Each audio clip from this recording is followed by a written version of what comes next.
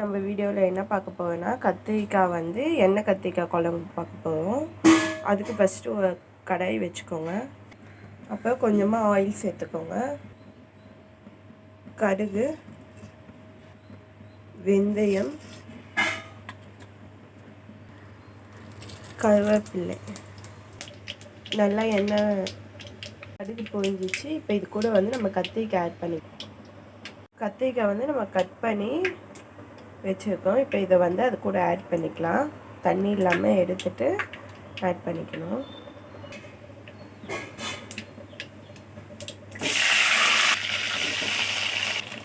கத்திரிக்காய் ஆட் பண்ணியாச்சு. நல்லா வதங்கட்டும் கத்திரிக்காய்.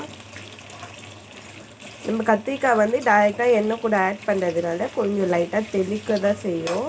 நம்ம பார்த்து ஆட் பண்ணிக்கணும். வெங்காயம் வந்து நான் கட் பண்ணி எடுத்து வச்சுருக்கேன். கொஞ்சம் பெருசாகவே கட் பண்ணி எடுத்து வச்சுக்கிறோம். நம்ம கட் பண்ணி எடுத்து வச்சுருந்த வெங்காயத்தை இப்போ மிக்ஸி ஜாரில் ஆட் பண்ணியாச்சு. இப்போ இதை நல்லா அரைச்சி எடுத்துக்கலாம். அரைச்சாச்சு வெங்காயம் பேஸ்ட்டு. இப்போ இதை வந்து நம்ம கத்திரிக்காய் கூட ஆட் பண்ணிக்கலாம்.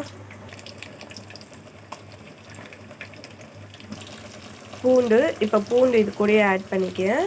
பூண்டு எவ்வளோ நிறைய வேணால் போடலாம். ஏன்னா நம்ம வந்து எண்ணெய் கத்திரிக்காய் குழம்பு, புளி காய்ச்சி ஊற்ற குழம்பு எல்லாத்துக்குமே பூண்டு நிறைய போட்டால் நல்லாயிருக்கும். நான் கொஞ்சமாக தான் ஆட் பண்ணியிருக்கேன். நம்ம வெங்காயம் பேஸ்ட் பண்ண மாதிரி இப்போ தக்காளியும் எடுத்து பேஸ்ட் பண்ணிக்கலாம். நீங்கள் எந்த அளவுக்கு தக்காளி வெங்காயம் வேணுமோ அந்த அளவுக்கு ஆட் பண்ணிக்கோங்க. நீங்கள் மோஸ்ட்லி வந்து வெங்காயம் போடுற அளவுக்கே தக்காளி ஆட் பண்ணால் போதும். இப்போ இது கூடவே தக்காளியை ஆட் பண்ணிக்கலாம்.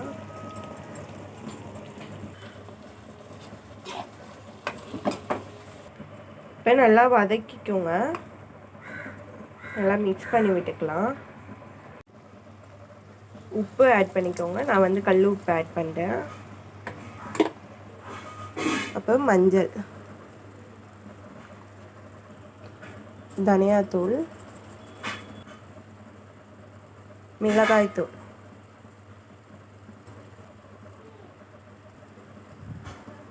மசாலா எல்லாமே ஆட் பண்ணியாச்சு. இப்போ இது நல்லா மிக்ஸ் பண்ணி விட்டுக்கோங்க.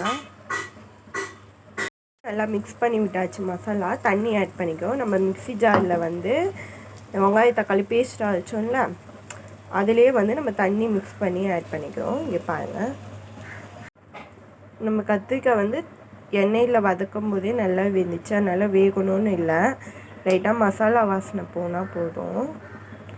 தண்ணி கொதி வரட்டும். அடுப்பு ஃபாஸ்ட்டாக வச்சுக்கோங்க.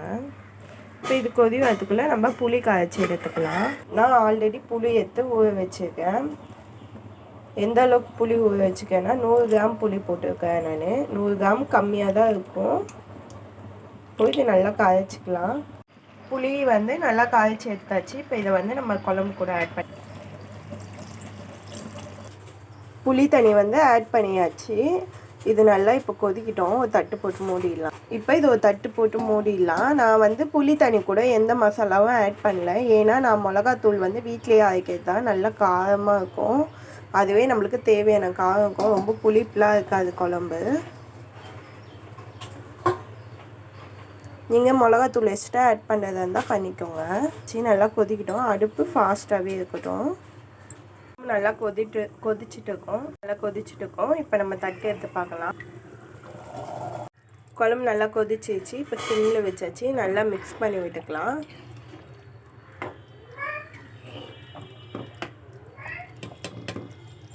அவ்வளோதாங்க, எண்ணெய் கத்திரிக்காய் குழம்பு ஈஸியாக ரெடி ஆகிட்டு.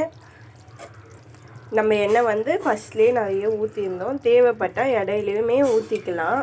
இறக்கும்போது கூட நம்ம ஊற்றி இறக்கிக்கலாம். நல்லா திக்காக பாருங்க. நம்ம புளி தாராளமாக கரைச்சி ஊற்றினா தான் நல்லா திக்காக இருக்கும். அதுக்கேற்ற மாதிரி மிளகாத்தூளுமே ஆட் பண்ணணும்.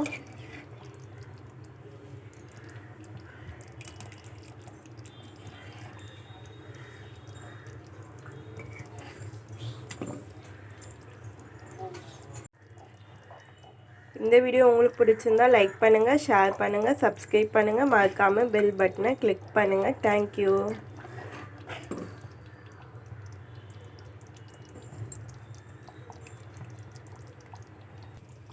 இந்த வீடியோ உங்களுக்கு பிடிச்சிருந்தா லைக் பண்ணுங்கள், ஷேர் பண்ணுங்கள், சப்ஸ்கிரைப் பண்ணுங்கள். மறக்காமல் பெல் பட்டனை கிளிக் பண்ணுங்கள். தேங்க்யூ.